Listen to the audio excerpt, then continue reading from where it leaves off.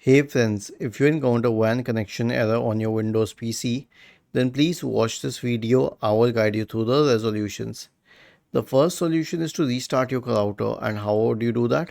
Just switch off your router and then turn it on again.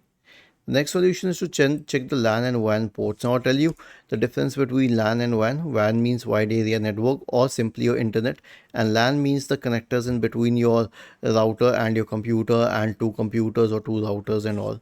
So the Ethernet cable is the LAN, and your Wi-Fi connection between your router and your computer is called WLAN. So check if they are working well and not. The next one is to reset the network adapter. How? Right click on the start button, select settings from the menu, go to the network and internet tab on the list on the left hand side, select advanced network settings, select network reset and click on reset now. The next solution is to run the network troubleshooter. I'll tell you how to do that.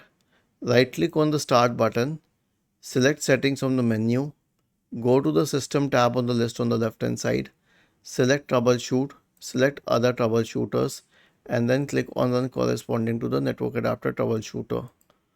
And again, diagnosing the network basically means press the Windows key and the R key together to open the run window. Type the command ncpa.cpl and hit enter. You'll find the Wi-Fi network here. Right click on it and make sure that it's enabled. Was this helpful? If yes, then please subscribe to the channel. If not, then let us know in the comment section of the video on how we could help you further. Thank you for watching this video and have a nice day.